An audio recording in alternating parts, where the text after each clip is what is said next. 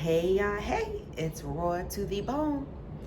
It's been a minute since I've jumped on here and did a video, but with the protesting going on, it just had me sitting back and thinking about what experiences have I had directly with racism. Other than the ones that I see or people tell me, I'm talking about a direct incidents to me. Like, I know people that have grown up being called nigga or have been mistreated because of their race. I fortunately have not experienced that directly. Indirectly, every day in corporate America and other places, I feel it because I don't feel that, we as a Black race progresses as much in corporate America as we should be, right? Or as we could be. And that, we know why that is in some cases. I'm not saying that in some companies you don't have Black CEOs and Black VPs and stuff like that, or Black women or Black men sitting in offices. I'm just saying that the numbers are really low. But with the George Floyd incident, it had me thinking, although I myself never have had a direct incident of racism, I did remember the time that in high school, I went to Forest Hills High School. And I actually, my junior high school was IS 59 in Queens. I was born in the Bronx, but we moved to Queens and I did all my schooling in Queens for the most part, except for kindergarten. And so in IS 59, I knew that I didn't want to go to Andrew Jackson High School. So I knew that I had to take tests for various high schools. Forest Hills was my first pick. And I tested out, I took the test for these schools, and Forest Hills approved me. So being that it was my first pick, that's the school I chose to go to. Now, at the time as a freshman, you get into school, it was a new experience, but what I couldn't understand was how come they made such a big deal that my class entering Forest Hills was like the second class of Black people that entered Forest Hills. Back then I brushed it off like, what? Oh, whatever. But when you think about it, during that time, the high school was populated majority white. Okay? And the year before me, I guess they had a flood of Black kids that tested for the school and picked the school. And then here came my class. Now, when we entered into Forest Hills High School, every day before school, but mostly after school, the Black men or boys, they were tormented, okay? They were chased by the white counterparts, by their white counterparts, their peers, their classmates, okay? They were chased every day after school. And I remember me and my friends, the girls didn't have anything to worry about. The girls didn't fight amongst each other, not like that. There was still a separation. You saw the white girls hanging with each other and the Black girls hanging with each other, but there was no physical confrontations. But the Black guys had it the hardest. Every day they were running from school, and they were being tormented. And it just amazes me how we're still running and being tormented, right? And people that are outside of our race, not all of them, because I never take a set of people and say all of you are this and all of you are that. But whoever this fits, okay, then it's for you, okay? I have never,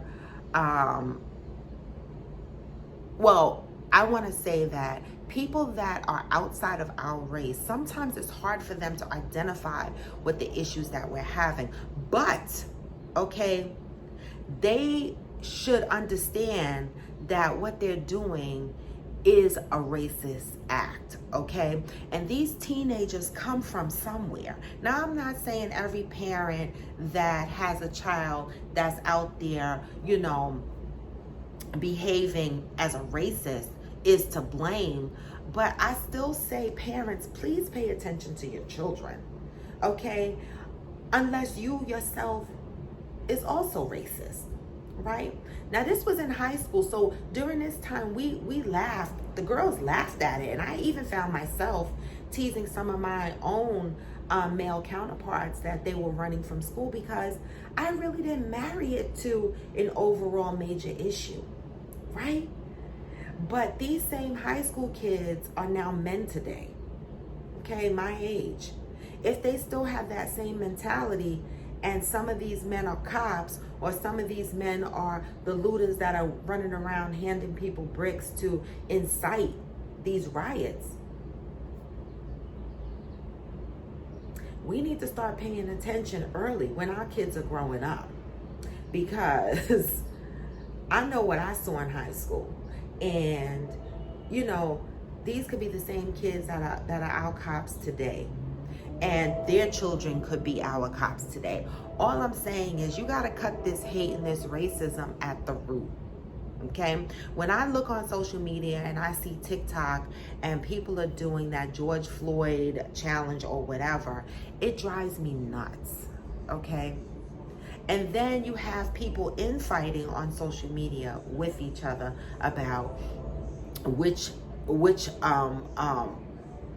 culture matters the most. When I say culture, I mean, you know, you have the people on there going Latinos lives matter, or gay lives matter, or whatever lives matter.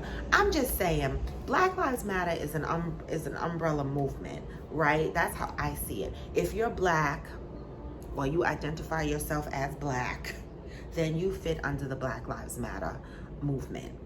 Okay, don't separate, because this is the time we need to unify and be together as one. And there are people outside of our culture that are our allies.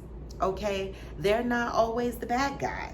So sometimes we have to step outside of our own selves and say, you know what, not all white people are bad, or not all Jewish people are bad, or whatever it is, however you want to identify with these races and cultures.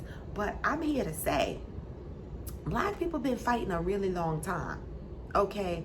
And it makes my ass itch when I hear someone outside of the Black race claim they don't understand why this is happening, why there is such an injustice, or why these riots are happening. We know why, okay? We know why. Because the peaceful route didn't work. You killed the peaceful leaders, okay?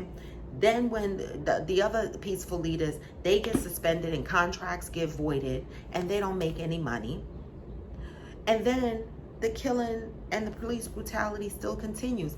Even though these 4 men are in custody, okay, and have been charged, not convicted yet, but charged, you still got these cops out here choking motherfuckers and beating them and putting their knees on necks. So, I mean, come on, guys. We got to do better. Okay, there is no such thing when people get on these posts like, yeah, I'm all over social media and I see the posts and they're fighting against each other. They're talking about, oh, my husband is a cop and he's a good cop. No. If you, what the fuck is a good cop? If you are doing your job and you're doing it the right way, then you are just doing your job. You are here to protect the people. Okay, so if you're doing that, then you're doing your job. Okay, a bad cop is one who is not doing his job, who is taking advantage of his power, and who's abusing the people, especially one particular race in general. Okay, if you're doing that, then you are a bad cop. So I don't want to hear this good cop versus bad cop. No, you're either doing your job or you're not. If you're doing your job, then kudos to you. If you're not, then you're a bad cop. And if you're a cop that's standing next to a cop that thinks he or she is doing her job, and you're standing next to a cop that's not doing his job, then it's still your job to protect the community, even if that means against your own fellow officers. Okay? So when you don't do that, then you are no longer protecting your community. Okay? You have now created a situation where there's a condition on how you protect your community. I'll protect the community if, but not if. meaning I'll protect the community if it's within community crime amongst the people. But I will not protect the community if it's my cop counterpart. Doesn't make sense. So I'm just jumping on here to say, I just was sitting here reflecting on some things, and I remembered that period in high school, right? And I'm just thinking, oh my God, how long are black people gonna have to keep running? Because you know what? If these black boys would have turned around and fucked them kids up, guess what would have happened? The principal would have got involved. Them black kids would have been in jail.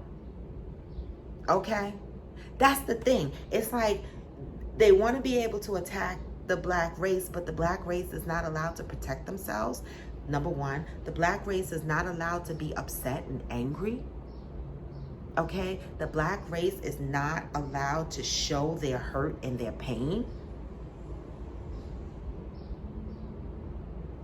Okay? It's not right, guys. We have to do better. I have mentioned time and time again, and people that know me know that I have a grown-ass son. He's 37 years old. But I've been through some things with him, okay? But when he was in school, every time I went to the principal's office, the principal used to always make notice of my son's clothes, of our living conditions, and he would always try to insinuate that we were living dirty. Right, that my money was coming from dirty money, but that was never the case. I always worked and I always provided a living. So why do people look at us as a culture and think we can't be just as successful legally, right? And I'm not saying everybody thinks that way, but that was my experience in two schools. Mount Vernon High School, which was majority black, and then South Brunswick High School, which was majority white. Okay, when I moved to New Jersey, I got pulled in the office, and one of the things the principal said to me is, I noticed that Alvin comes in here dressed nice all the time, with expensive stuff. Why are you taking notice of that? Why is that a topic of conversation? I'm not here for that. So I just feel that we need to be conscious of, and we need to be real about what's going on. And the ignorance that some people spew out of their mouth, again, makes my ass itch. Like, as recently as someone white couldn't understand why there was social injustice or why this was happening. You know your history. I wasn't born during Martin Luther King. I wasn't here during Harriet Tubman. I wasn't here during George Washington, okay, or Lincoln. But we know our history. So don't act ignorant and try to play on the black race by telling your black friend or whatever it is you're calling them on the phone or letting them know you don't understand the social injustice. Don't do that. Don't do that. That's insulting. Okay? So I just figured I'd come on here and tell y'all again a little bit more about how I'm feeling and remembering the time in high school. And I'm hoping, I don't have any high school kids. I mean, my granddaughter didn't have any racial problems in high school that I know of, okay? But she also went to an urban school, so it might have been a majority of her culture and race in her school. But it happens, people. It happens. And this is supposed to be free America, okay? It's not feeling so free. It really isn't. But, I just wanted to come on here and chop it up real quick and let y'all know how I was feeling. But anyway, it's Friday, and my town is actually having a protest tomorrow, and I plan to show up and give my support, and it will be peaceful. It will be, believe that, okay? Beyond what people think, we are not the violent people that people say we are. And, the population of violence is across every race. I don't know why we're so famous and popular that they want to focus on the black race in such a negative light. Like, you hate us that much. But we need more love. More love is what we need. So you know, I'm just jumping on here to say, people, we got to do better. We got to do better and show that love.